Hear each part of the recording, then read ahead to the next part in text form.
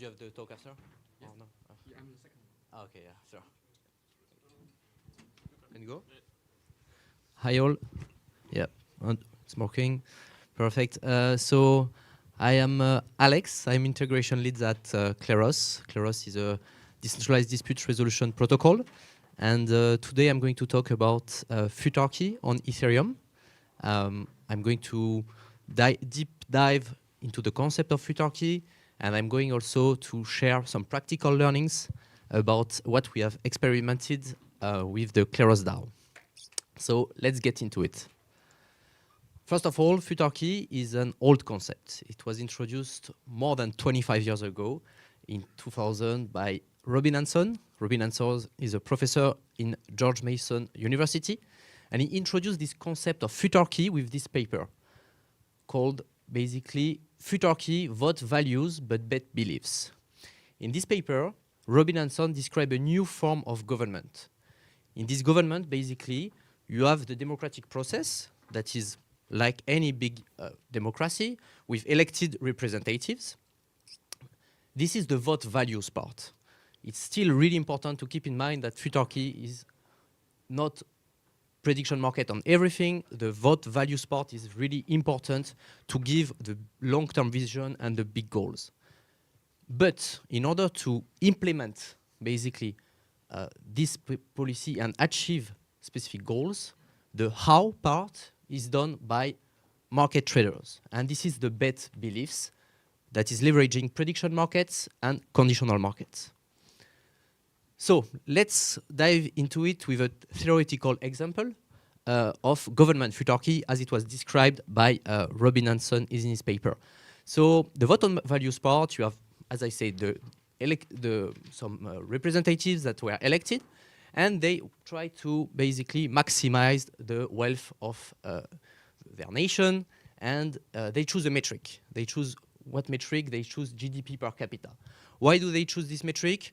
Because usually it's a good approximation of the wealth of a country, and also one point that is really important to keep in mind when it comes to Futarchy is you want to have a metric that is easily measurable and that is really clear to measure. So they took GDP per capita, and then I put this meme there, because usually when you ask people what they want, it's not a big issue. Everybody wants the same thing, basically wealth, health, happiness. However, when you ask people, how do you get this? Basically, you have different answers. Some are less tax, some say more tax, some say sacrifice a goat. And this is where, in this part, where Futarchy plays a role in this how to get those. So basically, in this one, you have one proposal of policy that could be to create a UBI, universal basic income. You know, some people are proponents, some people are opponents, and they have some debate. In order to basically to do Futarchy on this, you will basically ask these questions into a conditional market. What will be the impact on GDP per capita if we create a UBI? And basically you create a conditional market. And in this conditional market, some traders are going to trade, and it's basically a way to fork the current reality into. You have the reality where this proposal pass, and in this example, for instance, the GDP will be 48,000 per capita, and you have the reality where this proposal fail, and in this example, for instance, it's 46K per capita. I took this number as an average. Basically, it's the current French GDP per capita. And basically what happened in the paper described by Robin Hanson is you let the markets trade, and at the end you choose basically, so you implement the proposal if the pass price is above the fail price. So in this case, the markets are telling us that if you create an UBI, the basically GDP per capita will be higher, so you implement the policy. So it's fully Futarchic, basically, process. So this was the theory. This was tried in some companies, basically, never at a government level, from my knowledge. And for a long time, yes, it was just experiment. but with crypto, basically, and the power of basically open and trustlessness, we saw new experiments and more successful ones. And one very successful one when it comes to Futarchy is about MetaDAO. MetaDAO basically is a process that is a project built on Solana, and it's a project that got quite a success, leveraging Futarchy in order to fundraise.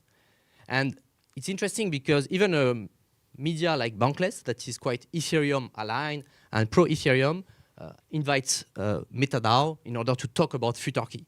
And during this podcast, one of the podcaster, Ryan, he basically asked, this is super cool. Do we have something similar on Ethereum? And our treasurer, Juan, basically answered him and said, yes, we already have things going on Ethereum.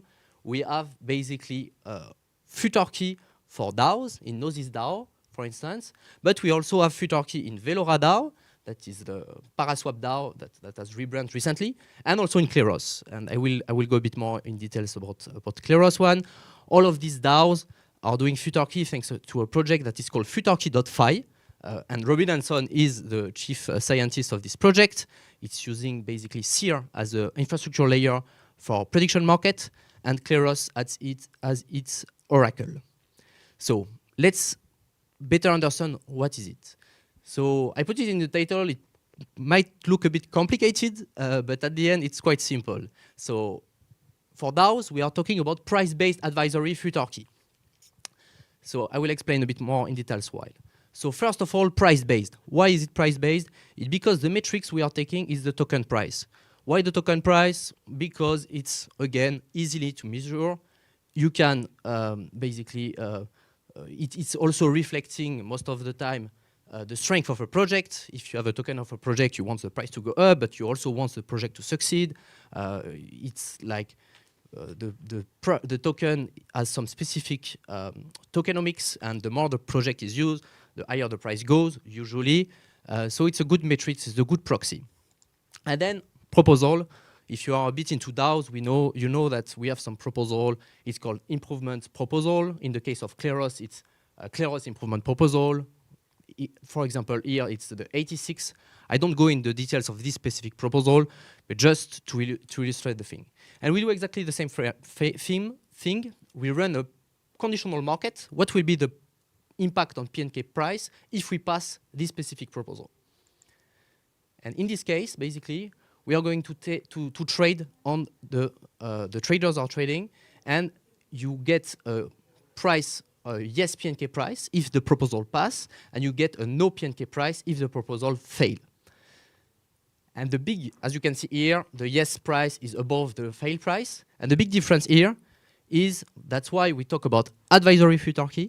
It's the fact that it's not passing directly based on the market price, but it's the proposal pass or fail based on the snapshot vote.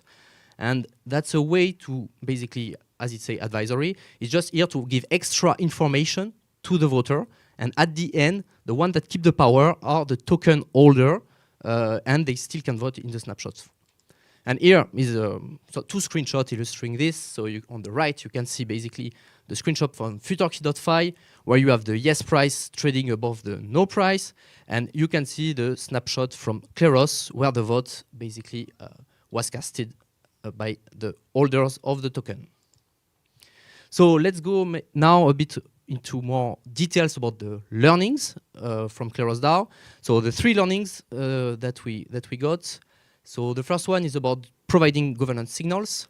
So in Kleros, we saw different kind of proposal. We saw a good proposal, let's say, according to Futarchy. In this proposal, it was about to change basically some rules about the jurors incentive program. This proposal was a bit complex. There were a lot of debate. As you can see, the community was split. 2/3 of the community was for, 1/3 was against. And for some basically token holder that don't have the time to go in all the debates and all the complexity, what they could do, they could just have gone into Futarchy.fi, look at the impact price, the estimate price impact on PNK, and see that in this case, for instance, it was 14% positive. On the opposite side, we saw also some example of bad proposal. We had this proposal, for instance, to ask for funding in order to have to do some research. The topic was a bit vague, it was not very clear, and in this case, for instance, we saw some Futarchy market showing a negative price impact for PNK. The interesting point here is we can start to see in the snapshot some voters and using basically Futarchy markets as a rationale to justify their vote. Then we went further than this. That's the first level of doing governance signal. We went further by basically implementing some safeguard for sensitive proposals. This proposal was passed in the governance basically of Kleros, and this proposal, Futarchy-based governance rule for PNK minting.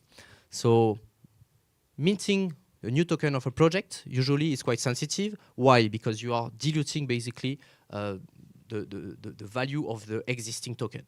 So for any proposal that is asking the DAO to mint extra token, there is an extra rule. You need to win the snapshot snapshot vote, but you also need to win the Futarchy market. So it's two conditions. The only way basically to win it is two conditions. If you only, that's what it's showing here, if you only win one condition, your proposal is blocked, is rejected.